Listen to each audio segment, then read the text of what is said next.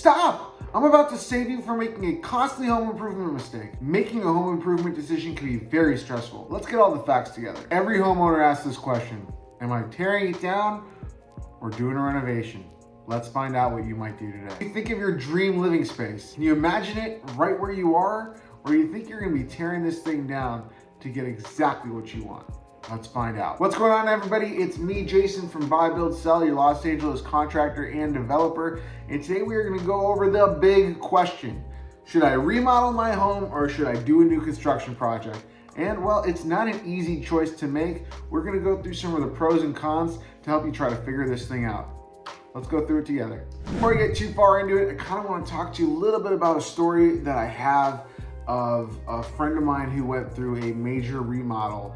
And one of the things, I would clarify this and say this is probably more of a buyer's regret situation, but he went on and did a lengthy remodel on his home.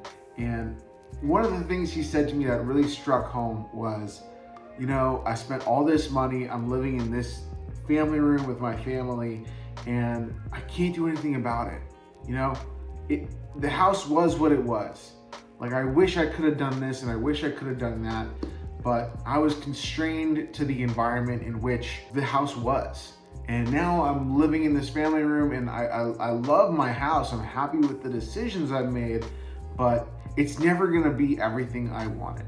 So that kind of resonates with me, and it's something that I always try to tell people when we're thinking about that is, start from that point of view. Like, if you can imagine your end product and still saying, man, I wish it could have been better, or I wish I could have done more to make it better, that might be your first clue. But so many people I know struggle with it, and I meet people on a daily basis that I do consults with that show me a house and say, hey, what should we do with this? Should we remodel this? Should we blow it out to the studs? Should we rip it out and build something new? And I think that honestly, there's an answer for everybody, and there's a right fit for everybody. So I don't like to pigeonhole people to what my thoughts might be for a certain project, but given my experience, I like to try to use my experience to help lead people to the right decision. So hopefully this will lead you to the right decision. Let me know down in the comments below, and I'll see you there. So you want to start a renovation, and well, off the top of your head, the first thing that you want to do is just renovate. I mean, you just bought a house, the bathrooms are old, the flooring is bad, the paint is dry, everything needs to look fresh, needs to look clean, and you're not far off. It's literally the first thing that pops into everybody's head. Hey, let's just renovate the place. Well, the truth is, if you're working on a tight budget, you can stop this video right now. It's your only option. Renovations are always likely going to be the cheaper option, 9 times out of 10. I mean, unless you're doing an insane renovation, which, by the way, don't get me wrong, those exist. I mean, you can spend $1 million, $1.5 million, $2 million, whatever the number is on a renovation. Wouldn't be that crazy. I mean, there are houses out there that require that, so don't get me wrong. But here's where it gets complicated. Let's try to put it into a perspective so you can kind of get the gist here. 4,000 square foot house, you want to remodel it, it's going to be $500,000, and you want to build a new construction home, it'll be $1 million. Just so I'm clear, these are not quoted numbers. These are numbers I am making up for you right now. So please don't get me wrong, okay? Number one, the $500,000 is going to get you a lot less in the grand scheme of volume for your home than the $1 million will.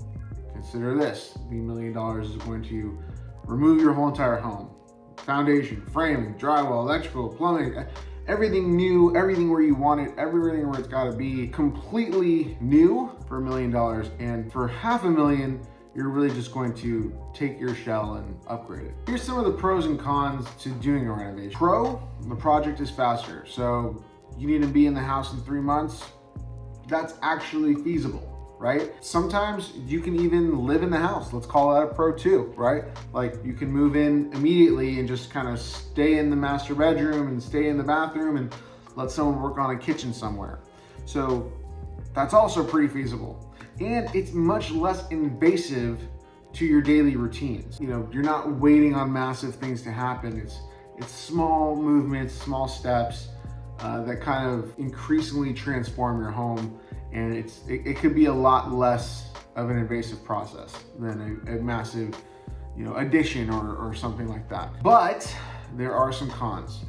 You're stuck with the physical structure of the house. Remember back to that story I told you where that guy was back in his living room and saying, I'm stuck with this. Like, I couldn't do anything about it, right?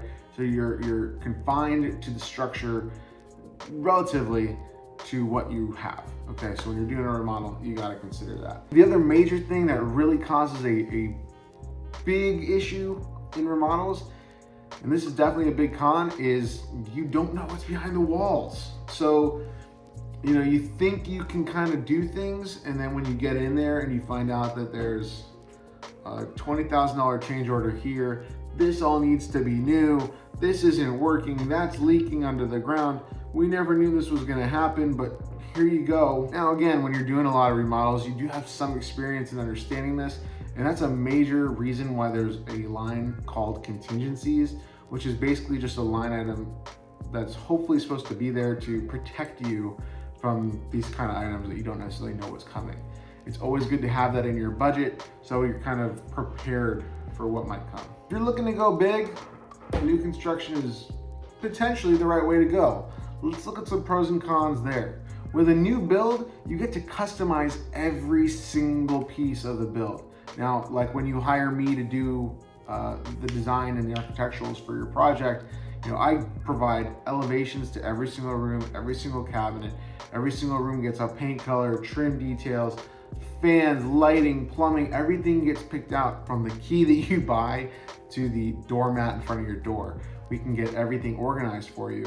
But essentially you get to get whatever you really dreamed of in this new house. Obviously within realm of your budget, but overall, you really can build whatever you want. That's one, okay? Number two is your dollars will go a lot further. I spoke about this before, but overall, every dollar that you spend on new construction is probably going about 2 times further than it would on a remodel. Even the calculations that contractors do for remodels versus new construction, their percentages are way different.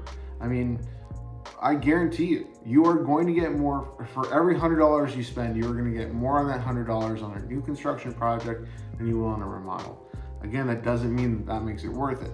You still need to pick those items and make sure that you're doing your pros and cons list to find the right direction for you, okay? This is a big one, and I'm gonna actually teach you something here, but your home will increase in value more with doing a new construction home than doing a remodel. Now, there are things in California like a new construction that's basically a remodel because they left one wall up.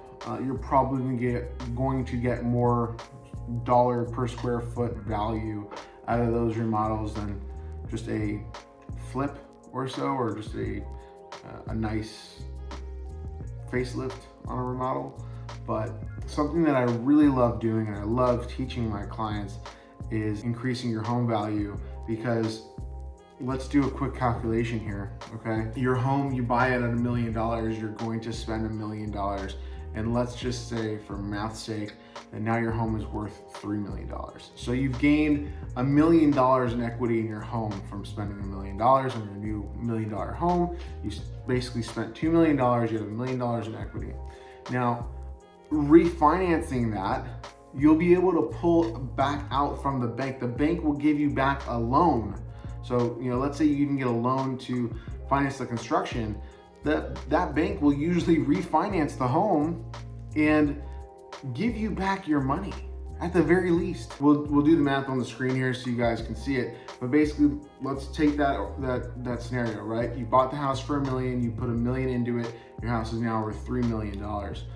Average, a bank will actually give you 75% of your home value, right? So you can go ahead and refinance your home. And what does that equate to? It equates to $2.1 million, which basically gives you all of the money you just spent back. So you were able to basically build your home for free, okay? Isn't that kind of cool? You basically were able to buy a $3 million house for 2.1, which is incredible, right? So Just a cool little tip. It's something that I like to put into my clients' heads, so at the very least they can think about how they can use financing to help them get what they want. So that's a really cool tip. So let's go through some of the negatives. One of the major things is you're spending more money. Now, we just talked about financing, but overall, it still doesn't matter. You know, if you're looking at a $500,000 remodel versus $1 million build, you're gonna be spending more on a new build than you would on a remodel. In most case scenarios, that's gonna be a 90% likelihood, okay? There's a lot of regulatory hurdles, so let's count that as con number 2, okay? There's just processes and things that you have to kind of go through to deal with when you're building a house that sometimes aren't fun and can take a lot of time. Going through those can be very difficult. I'm not gonna lie to you. The third thing I can think of really is the fact that the laws keep changing. There's zoning laws we have to consider. There's new energy bills that keep on getting passed, like solar and gray water and electricity runs and everything like that, where, you know, where does it stop? So you might even be thinking, hey, I wanna build a new house, but I don't want these certain gizmos and I don't want this certain, you know, zero energy factor in my home, but you don't have a choice. You have to abide by those. So those are things you really have to do, that you do have to consider when building a new construction. So there you have it. Which one's right for you? New construction or remodel? The truth is we went through the pros and cons. Hopefully you guys can really think those things through, look at them and figure out what's right for you. But I would recommend going out and reaching out to a true professional in your neighborhood and seeing if they can really help guide you on the information that they have and whether they can give you more information to help really guide you on the right decision for you. If you're in Los Angeles and you're looking for a team to help you with design, architectural, and construction, go ahead, please reach out to me. I'd love to see if my team is the right team for you. Of course, if you found this valuable, please go ahead, subscribe to the channel, and I'll see you on the next video.